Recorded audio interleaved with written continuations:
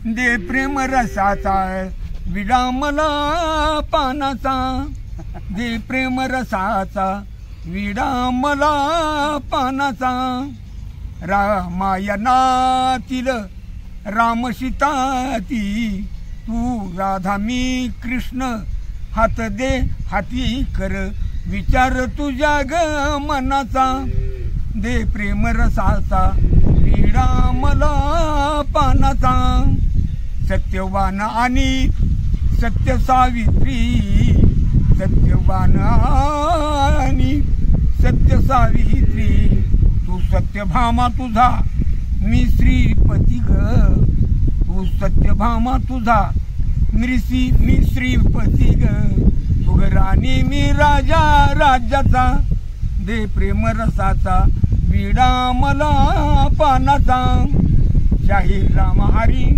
ऐक ग नारी, शाहीर राम हरी ऐक ग नारी, मी प्रेम बेडा फसलो प्रेमाच्या बाजारी, कर विचार तुझ्या ग मनाचा, दे प्रेम रसाचा विडा मला पानाचा. मग त्यावेळेला ती बाई खुश होती, विडा करून देते.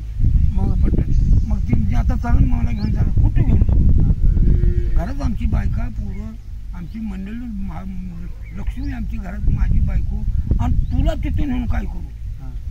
आहे बघ बाई तू चल घरला, पण एका अट्टीवर आमची बायको म्हणून तुला नेता येत नाही आम्हाला. आमच्या घरात आमची लक्ष्मी आहे, तिच्या हाताखाली भांडी घासायला येत असली ते चल. आणि ती बी कशी तुला नेणार कशी. माझ्या बाबाजीचा एक बोल आहे, धर्मामुखी बहीण मानतो अंतर तिळ मात्र नाही, माते परिप्रीत करीन शोक का करशी माई. अगं बेडे तू माझी आई मी तुझं लेकरू, तू माझी बहीण मी तुझा भाऊ, भाऊबीजेला कधी बी तुला भाऊबीज मी करणार.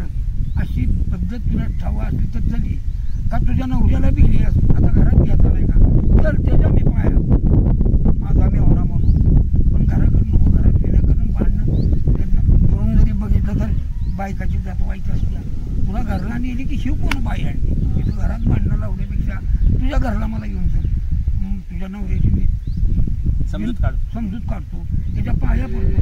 आम्ही होण्याच्या पाया पडाय का मला लाज वाटते. मग ते म्हणते चला आमचा नवरा आम्हाला घरात येणार नाही चला. मग ती कुठे गेली तिच्यात का टाईम, तुला नवरा आहे का नाही, तुझा नवरा दाब द्यायला लागला. मग बाई म्हणलं एक म्हण आहे, तो म्हणलं पहिल्यांदाच लगीन करून तुझा एकटीचाच नवरा झालाय, तसला अनुभव आमच्याकडे येईल. अरे बाबा ही बायको आहे तुझी, नवरा तू आहे, तिला सांभाळणं तुझं काम आहे. आणि तू असं वाकडं कसा लावतो, तुझी बायको कशी वागते तुला माहिती आहे का नाही, तुझ्यावर विश्वास आहे का नाही. अरे स्त्री जात कधीच वाईट वागत नसते, आपण तिला वाईट वागतो आणि असं करायचं नाही. मग काय म्हणलं असं करू. मग ते बाबाजीचे सक्त पुरा येऊ. अगं अंबारी हत्तीला इतर जातीला शोभल कसा मेना, अंबारी हत्तीलाच घालायला लागते. तसा तू हत्ती आहेस की तुझी अंबारी आहे, आणि येड्या माणसाच्या अंबारीला फेकतो बाजूला. काय वाटतंय तुझ्या जीवाला तर तू बघ. अरे अंबारी हत्तीला इतर जातीला शोभल कसा मेना, श्याम कर्ण पाहून कदरून खूप केला गहिना. श्याम कर्ण आहेस तू आणि आम्ही कदरू आहे कोल्ही, तुझ्या बायकोकडे बघणारी. आणि कोल्ह्याचा विचार तू कसा करतोय. असं करायचं नाही. बायको जवळ घे तेव्हा आम्ही इथनं जाणार, आणि तू घेणार नसलास तर आम्ही तिचं दुसरं लगीन करून देणार, तिच्या दौलाचा नवरा आम्ही करून देऊ.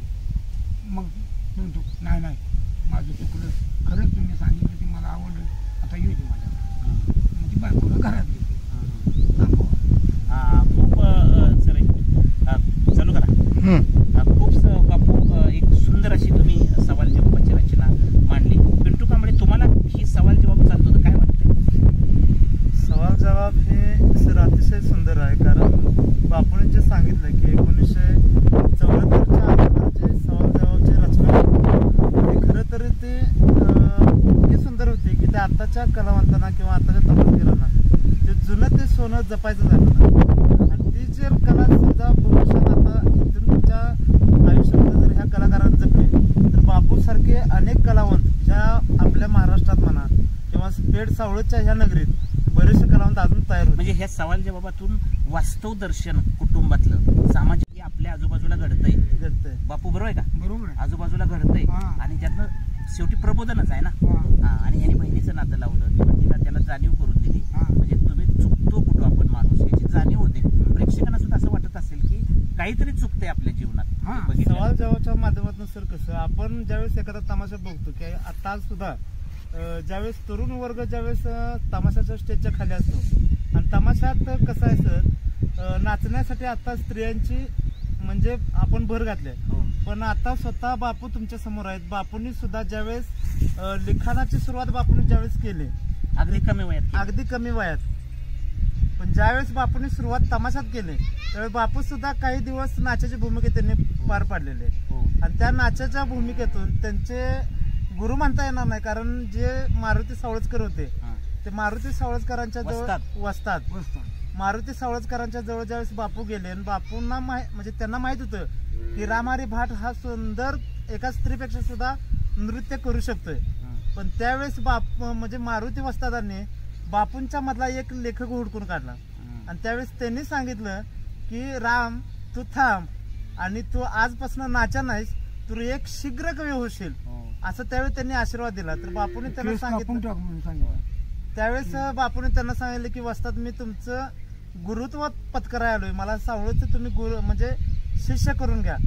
तर त्यावेळेस मारुती वस्तादांनी ह्यांना बापूंना एक आशीर्वाद दिलाय की राम तू कुणाचा शिष्य होणार नाहीस, झालास तर प्रति बाबाजी होशील, असं त्यावेळेस त्यांना म्हणजे बापूंना आशीर्वाद त्यांनी दिला. पिंटू कांबळे तुम्ही खूप सुंदर सांगितलं. मराठी तमाशातले आद्य तमाशा फडमालक उमाजी कांबळे आणि बाबाजी साठे पेडकर यातले उमाजी कांबळे यांचे चिरंजीव तात्या सावळजकर आणि तात्या सावळजकरांच्या नंतर काही वर्ष शंकर सावळजकर यांनी